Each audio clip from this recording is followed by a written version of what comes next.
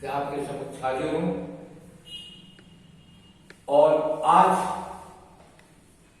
हमारे स्टूडियो में दो मेहमान हैं जो बिहार के दो बड़े पार्टियों के से ताल्लुक रखते हैं।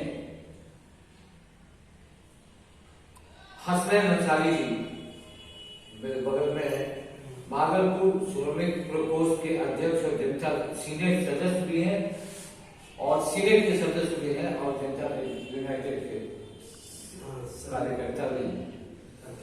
मेरे सामने बैठे हैं मिराज अख्तर चांद, ये प्रदेश महासचिव हैं युवा राजद बिहार और भागलपुर के समस्याओं को ये दोनों काफी कारगर तरीके से उठाते हैं।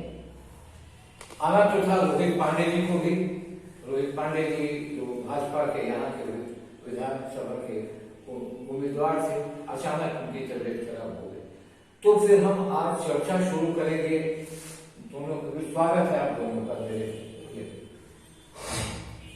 विवाद लाइव में। हम आप लोगों को पॉजिटिव दायरे पर रखना चाहते हैं और इस शहर का होने के नाते, क्योंकि ये शहर के होने के नाते मेरा जिम्मेदारी तो होता है कि शहर की छवि कुछ अच्छी है। राजनीति तो अपनी जगह पर है, राजनीति तो चलता ही है, मगर राजनीति में भी शहर की बेहतरी की बात होनी चाहिए। अभी मैं बिहार के संदर्भ में बात करूंगा आप लोगों से। बिहार के संदर्भ में मैंने बहुत सा प्रोग्राम किया है। ये 84 दिन तक पहले तो जो चुनाव हुआ, बड़े कांटे का मुकाबला हुआ और सत्ता आपके हाथ में आ गई। मैं आपसे करूंगा और सत्ता जब आपके हाथ में आ गई आपके गठबंधन के साथ, तो हम पार्टी, वीआईपी पार्टी, भाजपा और जनता दल यूनाइटेड, आप बड़े ही कम मार्जिन से सत्ता पर आए। बड़े संघर्ष में आपकी जीत हुई और 43 सीट पर आपकी पार्टी से बन गई। उम्मीद थी कि नीतीश कुमार जिस तरह से आपकी योजना पर काम कर रहे थे, जिस तरह से विकास की बात कर रहे थे, ये परिणाम थोड़ा आपकी पार्टी को चौंकाने वाला। ये पहले, उसके बाद फिर मंत्रिमंडल का विस्तार में काफी लंबा समय हो, 84 दिन लगे। उसके बाद विधान परिषद की सदस्यता वाली बात हुई, वो 11 महीने से लगता हुआ है 12 लोगों का मामला। आप ये बताएं, क्या इससे विकास के कार्यों में जो नीतीश कुमार का एजेंडा है, विकास के कार्यों में असर नहीं करता? देखिए, हमारे नेता नीतीश कुमार जी 2005 में सत्ता संभाला।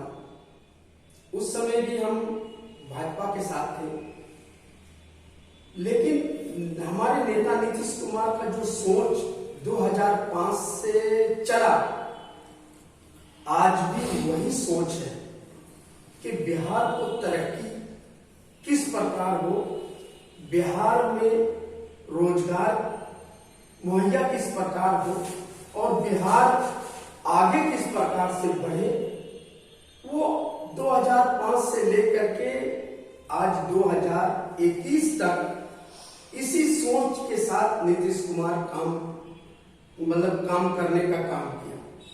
तो सवाल ये उठता है, इसमें इस बीच में कई बाधाएं भी आई।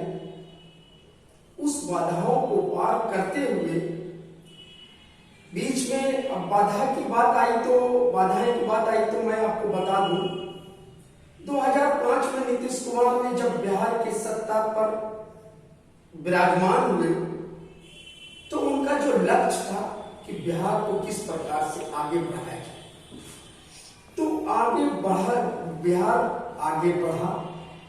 उसके बाद उतार चढ़ाव की बात आई। हमारा गठबंधन महागठबंधन के साथ हुआ, राजद के साथ हुआ। उस समय भी हमने काम करके देखा, क्योंकि मुख्यमंत्री हमारे नीतीश कुमार थे। उसके बाद फिर वहां से हम निकले तो फिर भाजपा के साथ हम आए, वहां पर भी काम करने। अब एक बात और मैं बात इस बीच में मैं आपको बताना चाहता हूं, जब 2005 में बिहार में नीतीश कुमार सत्ता संभालने का जो काम किया है, उस समय केंद्र में कांग्रेस की सरकार थी, कांग्रेस की सरकार थी, लेकिन नीतीश कुमार ने ऐसे ऐसे योजनाओं को उस समय लाने का काम किया जिससे हमें राजस्व की प्राप्ति। वो नीतीश कुमार की बात जो आपने कहा वो 2005 से उन्होंने सत्ता संभाली। मुझे अभी ये जवाब चाहिए कि अभी जो वर्तमान में जिस तरह से बिहार में राजनीतिक उठापटक जारी है, उस पर मैं आपसे जानना चाहूँ। उससे पहले मैं बिलाल अनवर साहब से जानना चाहूंगा कि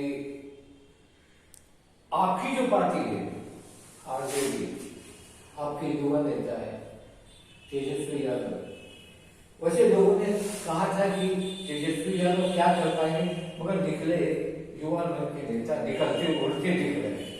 आप ये बताएं कि सरकार नीतीश कुमार की है और आप लोग बार बार कह रहे हैं कि सत्ता नहीं रहेगी, सत्ता चली जाएगी, इसका क्या आधार है? उसका आधार तो यही है कि आप देख सकते हैं कि माननीय जीतन राम मांझी जी की क्या बोली चल रही है। माननीय मुकेश सहनी जी अमित शाह जी से मिलने जा रहे हैं, तो स्पष्ट है बार्गेनिंग की राजनीति चल रही है। और माननीय हमारे जो मुख्यमंत्री जी हैं नीतीश बाबू की जो सरकार है बैसाखी पे, आपने खुद में भी देखा है कि माननीय मांझी जी कहाँ थे, मुकेश सहनी जी कहाँ थे और उनकी बार्गेनिंग की क्षमता क्या है। तो हम उस चीज को आधार मानकर ये दावे के साथ कह सकते हैं कि ये सरकार 5 साल नहीं चलेगी। ये आधार ये बिल्कुल। और ये 2021 के पहले, इसके पहले जब हमारे माननीय मुख्यमंत्री जी मुख्यमंत्री थे, तो उस वक्त बिहार में जो एनडीए की सरकार थी उसमें वो बड़े भाई के भूमिका में थे। किसी से छिपी भी बात नहीं है कि 2021 में जब चुनाव हुआ तो आज नीतीश जी की पार्टी बिहार में नंबर 3 की पार्टी बनकर रह गई। आज बड़े भाई की भूमिका में भाजपा है। आपने देखा देखिए, बड़े भाई और छोटे भाई की भूमिका हमेशा चलती रही। जिस तरह की राजनीति का चक्र चल रहा है उसमें कौन बड़ा होगा कौन छोटा होगा ये चलता रहेगा। बड़े भाई मगर नीतीश कुमार जिस तरह से सत्ता को संभाल लेते हैं और बहुत समय पर चीजों को पहचान लेते हैं, तो उसे नहीं लगता कि ये सरकार चला लेगी आराम से? नहीं, बिल्कुल, क्योंकि ये सरकार आप देख लें एनडीए और महागठबंधन का जो मार्जिन है, ठीक है, वो बहुत ज्यादा मार्जिन नहीं है। और 4 मुकेश सहनी जी, 4 मांझी जी, ये मांझी जी पर मैं आऊंगा, अलग से आऊंगा। जी जी, मैं उसका तो ये जो सरकार है, एनडीए की जो सरकार है, अभी 4 दलों के गठबंधन की जो सरकार है, और आप और भी आधार है, आप देख सकते हैं मंत्रिमंडल का जो विस्तार हुआ तो कैसी कैसी बातें अंदर में उन लोगों की चल रही थी। आखिर क्या कारण है कि मंत्रिमंडल के विस्तार में इतना दिन 3 महीने का समय लग गया? तो बहुत सारी चीज है जो क्षण के बाहर आएगी। इसलिए आप हम राजद के लोग या महागठबंधन के लोग बिल्कुल इस बात के लिए आश्वस्त हैं कि ये सरकार स्वतः गिर जाएगी। चलिए कुछ बोलना चाह रहे थे? हाँ, अब ये मेरा ये कहना है कि मैं बड़े भाई छोटे भाई की बात करूंगा। जब हम गठबंधन में थे उस समय भी तो हम छोटे भाई थे, लेकिन बिहार का मुख्यमंत्री कौन था? नीतीश कुमार था। अब बैसाखी की सरकार की बात हम करते हैं तो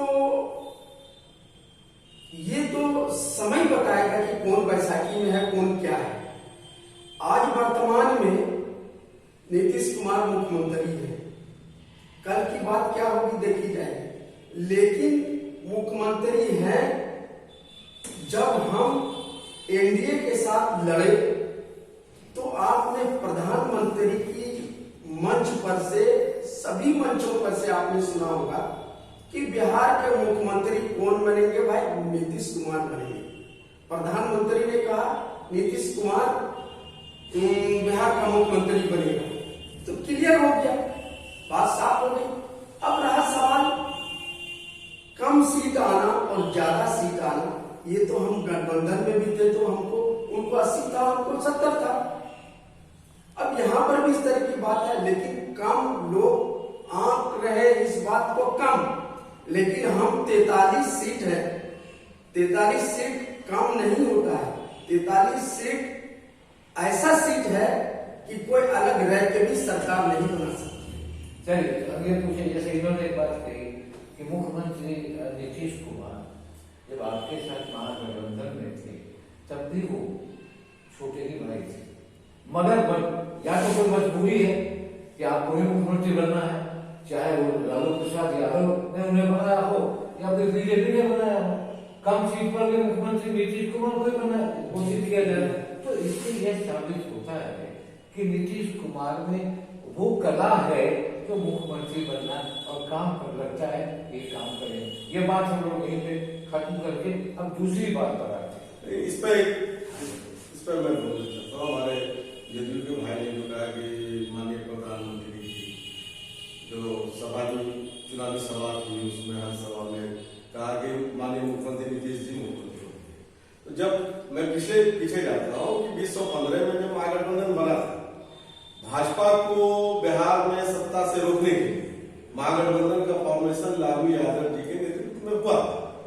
तो लालू यादव इसलिए हैं कि वो अपने कमिटमेंट पर अटल रहते हैं। लालू जी ने गठबंधन के समय ही कहा था कि हमारा जो मुख्यमंत्री महागठबंधन का होगा वो नीतीश कुमार जी होंगे।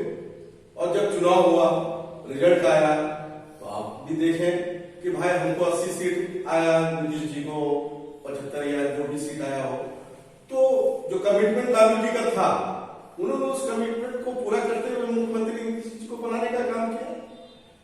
फिर नीतीश जी ने कैसे पलटी मारा है, ये विस्तार में जाने की कोई अब जरूरत नहीं है, ठीक है ना, कि नीतीश जी ने पलटी मार करके भाजपा के हाथ में जाकर उनके गोद में जाके खेलने का काम किया और बैकडोर से भाजपा को बिहार की सत्ता पर लाने का काम किया।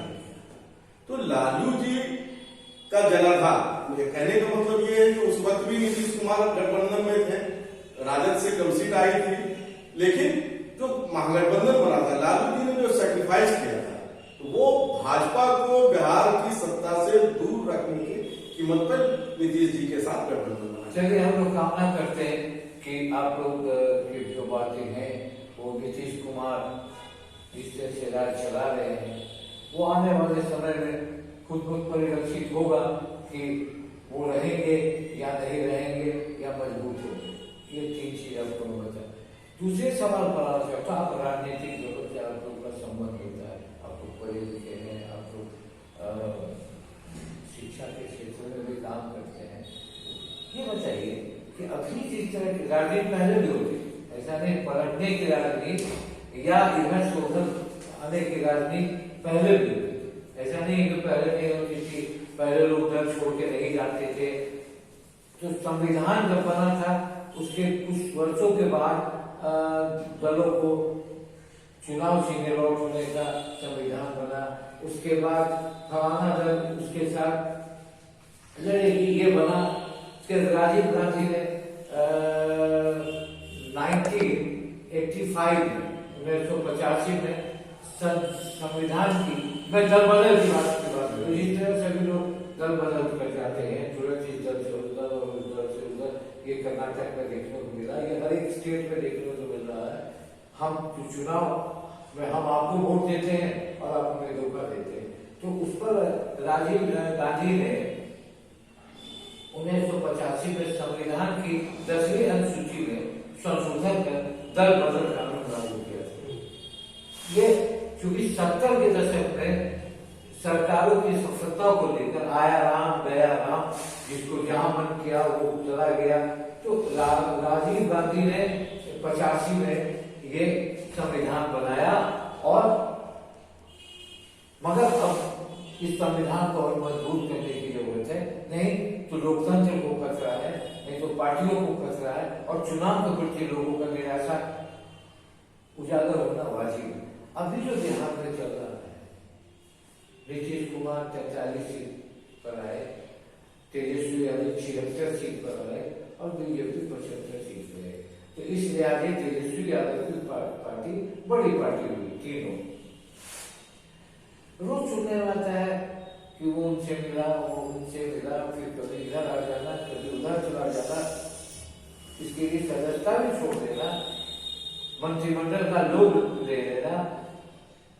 अभी जिस तरह से एलजेपी के साथ हुआ, एलजेपी ने, ठीक है, वो तो कहावत है कि जैसा करोगे वैसा भरोगे, ये बात है, क्योंकि उन्होंने नीतीश के खिलाफ मुहिम छेड़ी थी, और उसके बाद उनकी पार्टी लगातार टूटने लगी। तो आप ये बताएं कि दल बदल करना, धोखा देना कहां तक जारी है,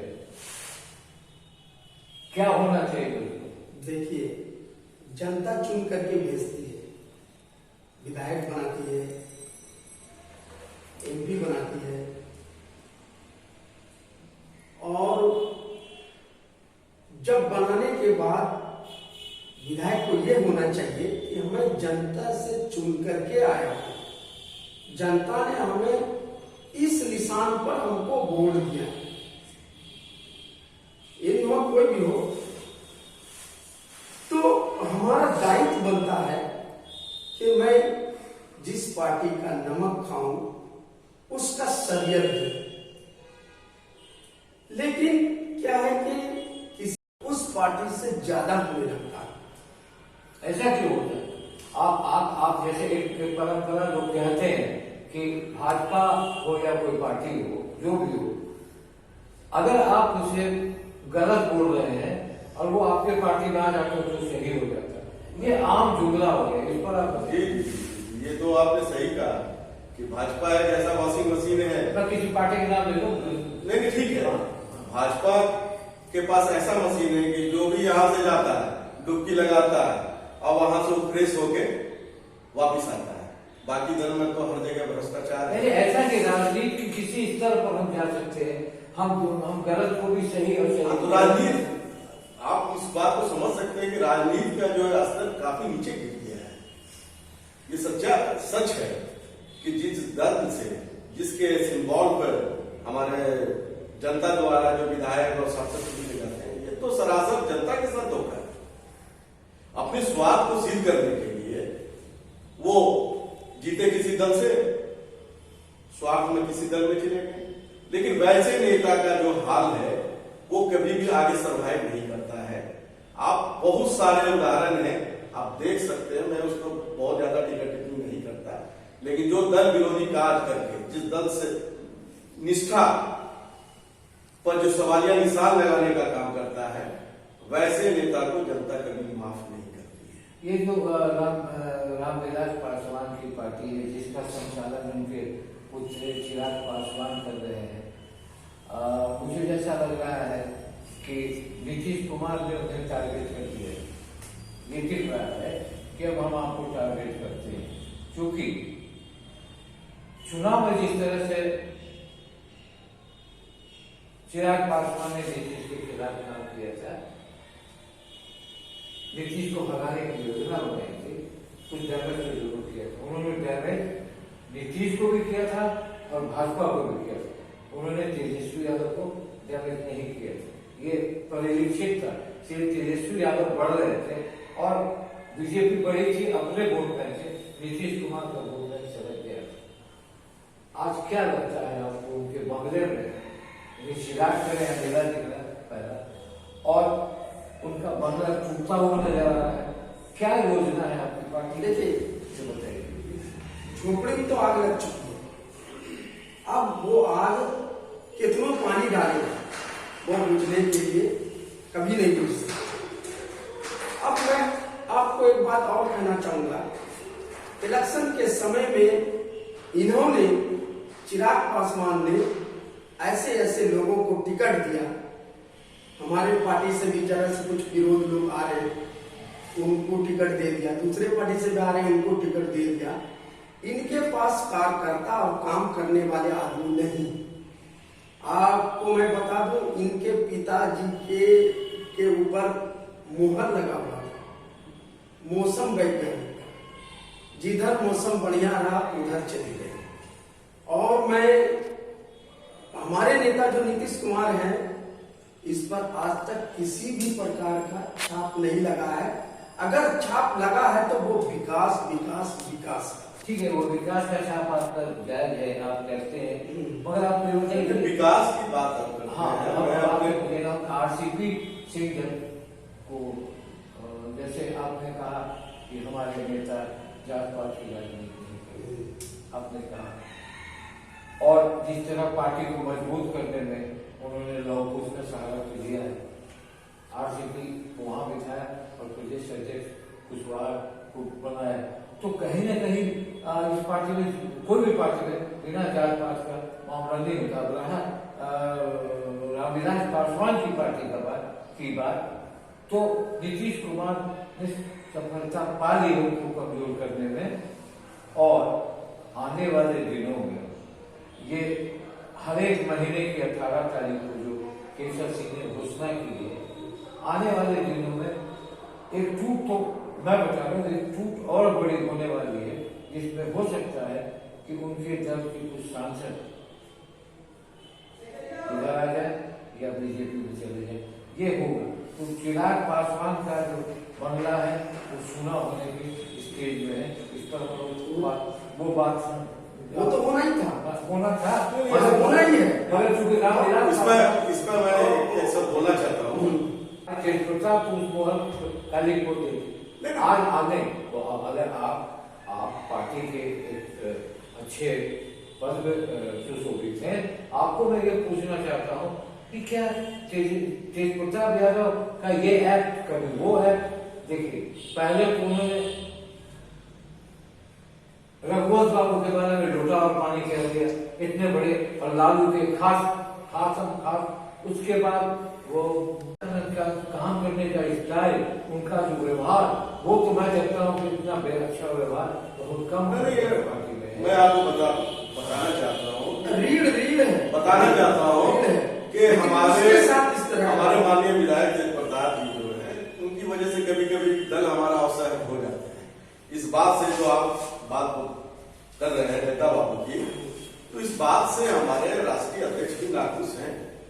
जगता बाबू हमारे सम्मानित प्रदेश अध्यक्ष और दल के समर्पित और बहुत ही मजबूत साथी हैं, लालू जी के अभिन्न अंग हैं, और जगता जी का जो शैली है राजनीति करने का, आपने देखा होगा जब से वो प्रदेश अध्यक्ष। बात बता दो, भूल जाऊंगा, जगता ने जितने ही विश्वासी है लालू प्रसाद यादव के, जब लालू प्रसाद यादव जेल जा रहे थे पहली बार, और उन्होंने राबड़ी देवी को मुख्यमंत्री बनवाया, था कि कोई तकलीफ हो, कोई परेशानी हो तो जनता बाबू से बात करेगी, ये कहने का ये विश्वास था, और उस विश्वास को उस लड़के ने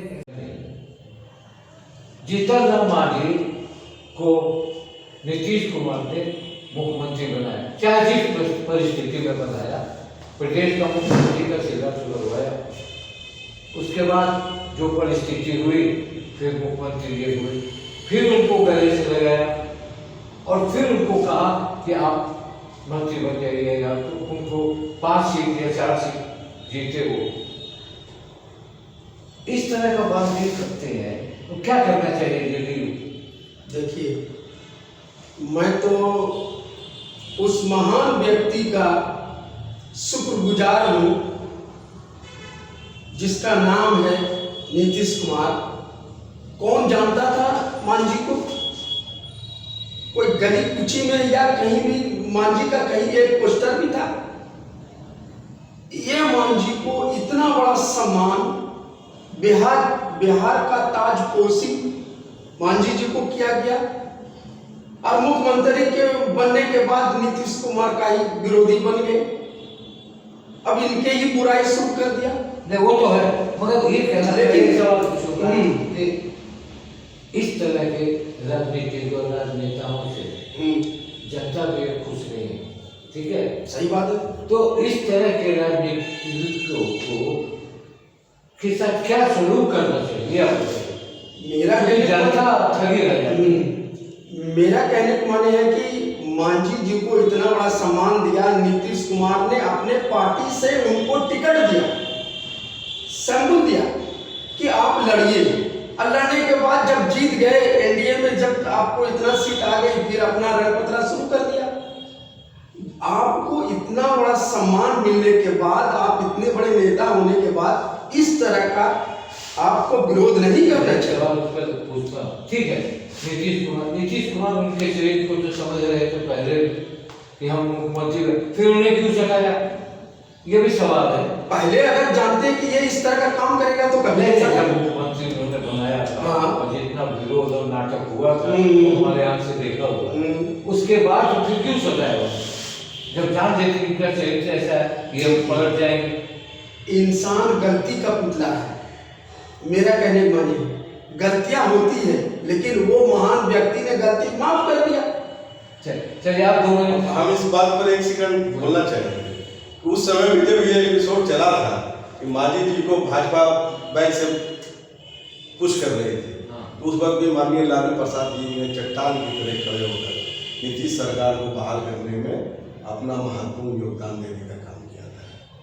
तो लालू जी वो दिल के जो राजा हैं, लालू जी का जो दिल है वो भोले बाबा का। एक चीज होता क्या है, आपको जैसे आज मांझी, जैसे मैंने बात किया मांझी आपके पार्टी में भी थे, महागठबंधन में थे, जब वो छोड़ के चले गए एनडीए में तो आपकी पार्टी के लोगों ने खूब भला बुरा कहा उसको। फिर आज जब मांझी बोल रहे हैं कि मुझे एक एमएलसी का पद और एक मंत्री का पद चाहिए, अगर नीतीश कुमार ने उसे खारिज भी कर दिया, मगर आपके पार्टी के प्रवक्ता वो कहना है कि मांझी के साथ अन्याय हो रहा है, मांझी के साथ ये हो रहा है, ये कहाँ है? देखिए, आप तो इस बात को देख सकते हैं कि माननीय मांझी जी के जो बेटा है विधान सरकार में मंत्री है, तो वो मंत्री जो बने हैं उनको एमएलसी किसने बनाया? मैं ज्यादा उस पर नहीं जाना चाहता। नहीं, ये राजनीति नहीं है। राजनीति देखिए, राजनीति जो है आज जो राजनीति है वो राजनीति बिल्कुल राजनीति का स्तर नीचे गिर गया है। लोग एक दूसरे से सिर्फ अपने स्वार्थ की राजनीति में जो है स्वार्थ की राजनीति करना चाहते हैं। ऐसे स्वार्थ की राजनीति वो, लेकिन जनता सब देख रही है, जनता सब देख रही है। ऐसे लोगों को सही वक्त पर जनता सही जवाब देने का काम करेगी। मांझी को आप मिला दीजिए चिराग पासवान के साथ। जो स्टैंड चिराग पासवान का वही स्टैंड मांझी का, आज दोनों का स्टैंड एक जैसा चल रहा है। नहीं, वहां तो अनेक है। चिराग पासवान जी का नहीं जानते हैं कि मुख्यमंत्री का पेज में वहां चिराग जी बोलते हैं कि प्रधानमंत्री जी हमारे अनुभव में उनका हनुमान पूरे चुनाव में आपने देखा। तो एनडीए में, क्योंकि आज भी वो अपने आप को एनडीए का एक पार्ट मानते हैं। चलिए, ये मांझी का मामला आगे आने वाले दिनों में हो सकता है कुछ सीरियस कर दे, हो सकता है कि उनको एक सीट और दे दिया जाए। ये तो आज नामों की घोषणा लगभग हो जाएगी विधान परिषद, सत्ता की मजबूरी है। अब मैं बता रहा हूँ, आज से विधानसभा का सत्र शुरू हुआ, राज्यपाल का अभिभाषण हुआ और ये बजट सत्र है, इम्पोर्टेंट सत्र है। इसमें हर एक दल अपने कुर्सी को भी उतारने के फिराक में है और मुख्यमंत्री के जो और राज्यपाल का अभिभाषण हुआ उसमें आत्मनिर्भर बिहार बनाने का संकल्प है। मेडिकल और इंजीनियरिंग कॉलेजों के खोलने की घोषणा है। पूरे राज्य में टीका मुफ्त की घोषणा की गई है। जो कोरोना का टीका था जिसके बारे में चुनाव में भी लोगों ने कहा था कि भाई टीका मुफ्त देंगे, तो बहुत आलोचना हुई थी, मगर आज उसे राज्यपाल के अभिभाषण में कह दिया गया। रोजगार मुहैया कराने पर जोर देने की बात भी कर रहे हैं।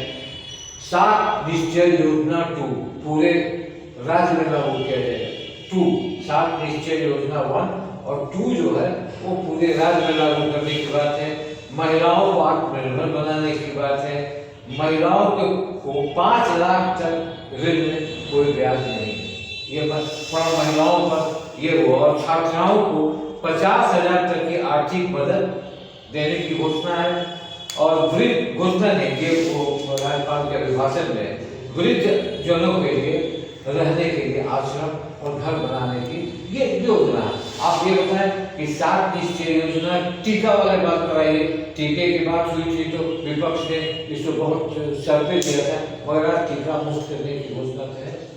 7 निश्चय की बात जो आपने छेड़ी है, तो जो 7 निश्चय 1 था, जो सड़क गली नदी से जोड़ना था, 7 निश्चय में पानी, हर घर को नल का जल। आज तो आप उठा के देख लें 7 निश्चय पार्ट 1 की बात, जल नल योजना जो है बिल्कुल भ्रष्टाचार की गोद में है। 60% आज भी धरातल पे 7 निश्चय जो जल नल योजना है उस पर काम नहीं हो पाया है और कई मुखिया जेल जा रहे हैं। रहा बात टीकाकरण, तो आपने देखा कि चुनाव में रोजगार की बात हमारे नेता ने तो कहा था कि भाई अगर महागठबंधन की सरकार बनती है और हम मुख्यमंत्री बनते हैं तो जो पहली कैबिनेट होगी और उसमें पहला दस्तखत जो होगा उससे हम 10 लाख। एक चीज मैं पूछना चाहता हूँ, मैं इसका विरोध नहीं करता, मैं न्यूट्रल रहना चाहता हूँ। उन्होंने कहा था कि पहले कैबिनेट में ये संभव था। बैकलॉग को देख लीजिए ना, जो बैकलॉग आपके बिहार में विभिन्न विभाग में है, अगर आप उसको पूरा असेसमेंट कर लें तो 5-5.5 लाख तो ऐसे ही होंगे। आपका मुझे संभव दिखता है, वैसे इनके भी मैनिफेस्टो में 19 लाख है, तो ये भी मैंने गए कुछ अच्छा नहीं, क्योंकि अगर नौकरी है, ठीक है, तेजस्वी यादव ने 10 लाख की बात कही कि पहले कैबिनेट में, ठीक है, वो ऑर्डर करते कि 10 लाख नौकरी दी जाए, मगर उसको खोजने में, उसको निकालने में, उसको प्लान करके पास करने में तो वर्षों लग जाते। बोल देना आसान है, जैसे आपके यहाँ भी 19 लाख बोला गया, 19 लाख बोला गया। हमारे पास अभी 5 साल है, हम करेंगे आगे काम, तो उसके हमने काम किया। उनके पास भी 5 साल था। 16 साल कम होता है, 16 साल कम होता है। हमने 7 निश्चय पर 80% काम कर चुके हैं। आज शिक्षा का क्या हाल है? सोशल मीडिया पर मैट्रिक का पेपर जो लीक है, आज सबसे ज्यादा अगर बिहार में किसी का बुरा स्थिति हुआ है तो बिहार में शिक्षा का स्थिति है। आज कोई एग्जामिनेशन कॉम्पिटिशन का एग्जाम हो, मैट्रिक हो, इंटर हो, कोई भी एग्जाम बगैर भ्रष्टाचार का कोई एग्जाम हो पा रहा है? देखिए वो कमियां तो बहुत। छात्रों को पहले कभी सुना था कि छात्रवृत्ति मिलती थी? मुख्यमंत्री आने के बाद वही क्या कदम से उन्होंने छात्रवृत्ति, वही क्या कि टीचर को और जो स्नातक तक को देने का काम किया। भाई साहब टीचर को पढ़ाना चाहिए तो वहाँ खिचड़ी बनवाने में टीचर की काम नहीं है। और हम बहुत अच्छी चर्चा हुई और उम्मीद करते हैं कि ये सरकार जिस तरह से राज्यपाल का अभिभाषण हुआ है उस अभिभाषण के पर खरा उतरे और राज्य की जनता को इसका लाभ मिले। विपक्ष को भी अपनी भूमिका विपक्ष की तरह निभा देनी चाहिए। और सरकार देखिए क्या हो गया, एक महीने विपक्ष और सरकार में एकदम उल्टा चक्र हो गया। चाहे आप भाजपा के हो और अगर कांग्रेस की सरकार हो तो आप उसकी हर एक बात का विरोध, अगर आपकी सरकार हो तो हर ये परंपरा टूटनी चाहिए। और कोई भी सरकार हो उसको आप सपोर्ट करें, हाँ, उनके खराब कामों को उजागर करें। देखिए 1-2 राज्य छोड़ करके सबसे ज्यादा IAS अफसर बिहार ने पैदा किया। अरे भाई डबल इंजन की सरकार है, जिसे सरकार दर्जा तो दे दो, अब तो दे दो, उसमें को कहते हो कि कांग्रेस की सरकार थी, आज डबल इंजन की सरकार है। इसे सरकार छोड़ करके सबसे ज्यादा IAS पैदा करने वाला बिहार। नीतीश बाबू की करनी करने में बहुत अंतर है। अब आपको बता रहे हैं कितना, अब मैं एक प्रश्न करता हूँ, क्योंकि IAS की बात करते हैं, ये गौरव की बात है बिहार के लिए। ये आज से नहीं, परंपरा बहुत सा पहले से हमारे IAS लोग बिहार के लोग आते गए हैं, बहुत अच्छी संख्या में आते गए और उसको हमारे छात्रों ने, हमारे लोगों ने बरकरार रखा है। इसमें सरकार या विपक्ष की कोई भूमिका नहीं। IAS बनना और बनाना व्यक्ति का काम है, लड़के का काम है। हाँ, ये गौरव सरकार की भी भूमिका होती है। गौरव होता है कि मैं बिहार का हूँ, ये गौरव। इसी के साथ क्योंकि अब समय है नहीं हमारे पास, हम इस चर्चा को विराम देना चाहते हैं और हम आपसे उम्मीद करते हैं कि आपको ये चर्चा